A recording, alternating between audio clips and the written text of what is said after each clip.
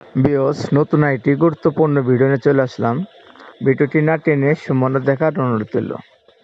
দেখেন, কিছু কিছু আইনজীবী লোক, নানান পদের লোক, রাজনীতিজীবী লোক, এমনি ইউটিউবার যারা, তারা বলছেন যে শেখ হাসিনা আবার ফিরে আসতে পারে, এমনকি আসবে।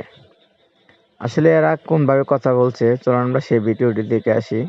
এমনকি তারা বলছে আওয়ামী লীগের, ছাত্রলীগের যে লোকগুনা, তারাও দিন দিন ছাড়া পাচ্ছে, তারা সব মিলেই তারা মাঠে নামবে, এমনকি আওয়ামী লীগ আবার ফিরে আসবে, শেখ হাসিনাকে আবার পথ দেবে। চলুন আমরা সেই ভিডিওটি মনোযোগ দিয়ে দেখে আসি। হয়তো অতি দ্রুত সময়ের ভিতরে আমাদের বাংলাদেশে নতুন আরেকটি খুশির সংবাদ আসতে পারে। আমরা যতটুকু শুনতে পারতেছি যে আমাদের যেই সেনাপ্রধান রয়েছেন ওয়াকারুজ্জামান, হয়তো উনি ক্ষমতা নিতে পারেন এবং কি মাননীয় প্রধানমন্ত্রী আবারও ক্ষমতা ফিরে পেতে পারেন। সেজন্য কিন্তু ইতিমধ্যে লবিং চলতেছে।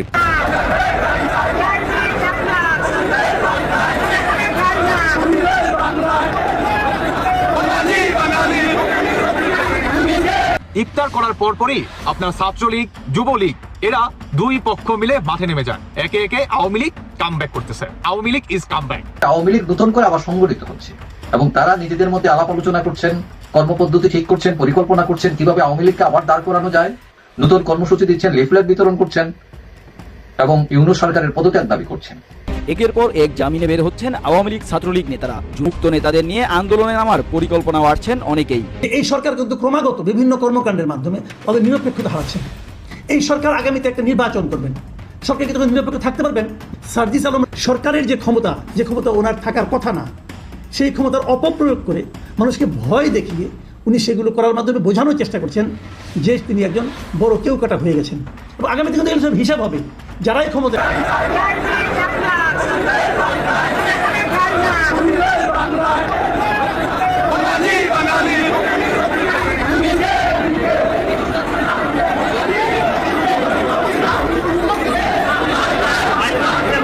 হয়তো অতি দ্রুত সময়ের ভিতরে আমাদের বাংলাদেশে নতুন আরেকটি খুশির সংবাদ আসতে পারে।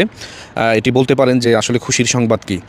আমরা যতটুকু শুনতে পারতেছি যে আমাদের যেই সেনাপ্রধান রয়েছেন ওয়াকারুজ্জামান, হয়তো উনি ক্ষমতা নিতে পারেন এবং কি মাননীয় প্রধানমন্ত্রী আবারও ক্ষমতা ফিরে পেতে পারেন। সেজন্য কিন্তু ইতিমধ্যে লবিং চলতেছে।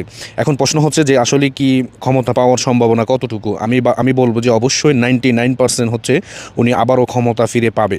কারণ কি, যে উনি যে পদত্যাগ করেছেন এখনও পর্যন্ত এটার আপনার সঠিক দিক নির্দেশনা অথবা উনি রাষ্ট্রের জনগণের কাছে এখনও পর্যন্ত সেটি প্রকাশ করে নাই এবং কি উনি বলেও নাই যে আমি পদত্যাগ করেছি, যে আমাকে ষড়যন্ত্র করে পাঠিয়ে দেওয়া হয়েছে। এখন যে সেনাবাহিনীর প্রধান ওয়াকারুজ্জামান, আপনারা জানেন যে ওনার অনেকটাই কাছের লোক ছিল, কিন্তু এখনও পর্যন্ত আমরা নতুন করে ইতিমধ্যে হয়তো আপনারা কেউ ওনার নতুন বক্তব্য এখন পর্যন্ত শোনেন নাই। বিশেষ করে সেনাবাহিনীর ভিতরে কিন্তু অনেক বড় একটি চলতেছে। যদিও আমাদের এই বিষয়গুলো নিয়ে একটু অপেক্ষা করতে হবে, কিন্তু এটি সত্য যে মাননীয় প্রধানমন্ত্রী কিন্তু আবারও ক্ষমতা ফিরে পেতে পারেন। কিন্তু আসলে সেটা কার মাধ্যমে ফিরে পেতে পারেন? আপনারা জানেন যেহেতু সেনাবাহিনীর মাধ্যমেই মাননীয় প্রধানমন্ত্রীর ক্ষমতাচ্যুত হন এবং কি ওনাকে ষড়যন্ত্র করে ভারতে পাঠিয়ে দেওয়া হয়। এখন আমি মনে করি যে যেই সেনাবাহিনীর প্রধান রয়েছে উনি হয়তো আপনার ডক্টর ইউনূসের কাছ থেকে ক্ষমতা নিতে পারেন এবং কি মাননীয় প্রধানমন্ত্রীকে আবারও ক্ষমতা বুঝিয়ে দিতে পারেন। কারণ বর্তমান দেশের যেই পরিস্থিতি, এই পরিস্থিতিতে একমাত্র মাননীয় প্রধানমন্ত্রী শেখ হাসিনাকে ছাড়া এই দেশের পরিস্থিতি কন্ট্রোল করার মতন সক্ষমতা আমার মনে হয় বিরোধী দল যারা আছেন তাদেরও কিন্তু নাই। কারণ দেশের এই ক্লান্তি লগ্নে এবং দেশের এই পরিস্থিতিতে একমাত্র শেখ হাসিনাই পারে এই দুর্যোগপূর্ণ বাংলাদেশকে একটি সঠিক পথে নিয়ে আসার জন্য, যেহেতু রাষ্ট্র পরিচালনার ক্ষেত্রে ওনার দক্ষতা অনেকটাই বেশি। আর যারা আপনার অতিথি পাখি, তারা কিন্তু একটু সময়ের জন্য আসে এবং তাদের যখন ফায়দা লুটা শেষ হয়ে যায় তখন কিন্তু তারা আবার ঠিকই তাদের গন্তব্যে ফিরে যায়। ঠিক সেম আমি মনে করি যারা সমন্বয়কারী ছিল তারা একটি অতিথি পাখির মতন তারা ব্যবহৃত হয়েছে এবং কি তাদেরকে ব্যবহার করে একটি মহল ফায়দা নিতে চেয়েছিল, যদিও এখন পর্যন্ত সেই ফায়দাগুলো আমার মনে হয় না যে হাসিল করতে পেরেছে বাংলাদেশ থেকে। এই জন্য বলবো প্রত্যেকটি সচেতন নাগরিক যারা রয়েছেন আপনারা অবশ্যই আপনারা নজর রাখবেন, খেয়াল রাখবেন এবং কি এই দেশটা হচ্ছে আমার আপনার সবার। কারণ এই বাংলাদেশকে নিয়ে আমাদের অনেক স্বপ্ন রয়েছে, মাননীয় প্রধানমন্ত্রীর অনেক স্বপ্ন রয়েছে এই দেশকে কিভাবে আরও উন্নত করা যায়। কিন্তু সুন্দর একটি রাষ্ট্রকে যারা এইরকম পরিস্থিতির মধ্যে ঠেলে দিয়েছে তাদের বিচারও কিন্তু এই বাংলার মাটিতে হবে। অবশ্যই যারা এর সাথে জড়িত ছিল, তারা কিভাবে কার এজেন্ডা বাস্তবায়ন করতে এসেছিল, তারা সব কিছুই কিন্তু আস্তে আস্তে বের হবে। আমি এখনও বলি আমাদের যেই মাননীয় সেনাপ্রধান সাহেব রয়েছেন ওনাকে শ্রদ্ধার সাথেই বলবো, যদি আপনি এখনও পর্যন্ত কিছু জনগণের কাছে গোপন করেন, আমি বলবো দ্রুতই সেটি প্রকাশ করুন এবং মাননীয় প্রধানমন্ত্রী যে পদত্যাগ করেনি এটিও আপনি জাতির সামনে তুলে ধরুন। আমি আশাবাদী আপনাকে অবশ্যই জাতি সম্মানের সাথে এবং কি শ্রদ্ধার সাথে দেখবে বলে আমি আশা করি ইনশাআল্লাহ। একের পর এক জামিনে বের হচ্ছেন আওয়ামী লীগ ছাত্রলীগ নেতারা। জুলাই অভ্যুত্থানে হত্যায় জড়িত কিংবা হুকুমের আসামি হিসেবে অভিযুক্তরাও পাচ্ছেন জামিন। গত কয়েকদিনের সংবাদ মাধ্যমের খবর বিশ্লেষণে দেখা যায় সারা দেশের বিভিন্ন জায়গায় জুলাইয়ে গুলিবর্ষণ সহ নানা অভিযোগের মামলায় জেলে থাকা আসামিরা জামিনে মুক্তি পাচ্ছেন।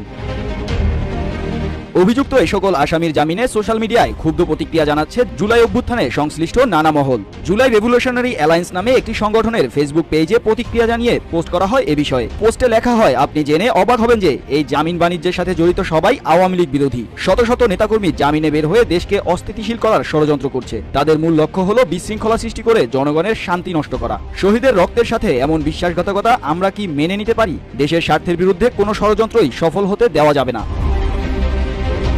এদিকে জামিনে মুক্তি পাওয়ার ঘটনায় আওয়ামী লীগের কর্মীরা সোশ্যাল মিডিয়াতে সরব হয়ে নানা পোস্ট করছেন। মুক্ত নেতাদের নিয়ে আন্দোলনে নামার পরিকল্পনা আছেন অনেকেই। সরাসরি হত্যায় জড়িত অভিযুক্তদের কিভাবে কিংবা কোন ক্ষমতা বলে জামিন মিলছে তাও অজানা। তবে এ বিষয়ে অসন্তোষ দানা বাঁধছে নানা মহলে। একদিকে বিচারের দাবি, অন্যদিকে জামিনে মুক্তি। জুলাই অভ্যুত্থানের 7 মাসের ব্যবধানে এমন অবস্থায় হতাশা বিরাজ করছে আন্দোলনে অংশ নেওয়া অনেকের মনেই। দেখুন, আমি যে ঘটনাটা বলছি এটা কিন্তু কেবল সেই ঘটনাটা না, এই ঘটনার সঙ্গে জড়িত যে মানসিকতা, জড়িত সামনে নির্বাচনকে কেন্দ্র করে প্রশাসনের সরকারের যে আচরণ, সবগুলোর ব্যাখ্যা এখানে আপনি পাবেন। এবার ঘটনা ঘটেছে পঞ্চগড়ের আটোয়ারি উপজেলায়। সেই আটোয়ারি উপজেলা যে ইউনোর যে অফিস, সেই অফিসে তো অনেকগুলো অফিস থাকে। সেখানে যে এই বহুল আলোচিত এনসিপির নেতা সার্জিস আলম, উনি সেখানে যে উপজেলার বিভিন্ন কর্মকর্তাদের সঙ্গে উপজেলা নির্বাহী অফিসারের যে সম্মেলন কক্ষ, সেখানে বসে সবার সঙ্গে মিটিং করেছেন, বৈঠক করেছেন। কেন করেছেন? ওনার কি এই ধরনের বৈঠক করার এখতিয়ার আছে? অথবা উনি যদি একটা বৈঠক ডাকেন, সেই বৈঠকে সরকারি কর্মকর্তারা যার যার কাজ ফেলে সেই বৈঠকে যোগদান করার কি কোনো নিয়ম আছে? পারেন? উনি যদি পারেন, উনি তো এখন একটা রাজনৈতিক দলের নেতা, উনি যদি পারেন, কালকে যদি অন্য সমস্ত দল যে বলে আমরাও একটা বৈঠক করব, এরা কতজনকে সময় দেবে? যদি কারো কোনো কাজ থাকে কোনো একজন ব্যক্তির কাছে, কোনো একটা অফিসে, তিনি সেখানে যাবেন, কথা বলবেন, কোনো সমস্যা নেই। কিন্তু সকলকে ডেকে একটা অথরিটির মতো সকলকে জ্ঞান দেওয়া, সকলকে নির্দেশনা দেওয়া, এটা কি ওনার এখতিয়ারের মধ্যে পড়ে? তিনি এটা কেন করলেন, অথবা কেন করতে পারলেন? অথবা ওনার ডাকে সবাই যে হাজির কেন হলেন? কারণ সবাই জানে এরা পাওয়ারফুল। এই পাওয়ারের উৎসটা কোথায়? দেখুন, এটা নিয়ে একটা ঘটনা ঘটেছে। ঘটনা কি ঘটেছে?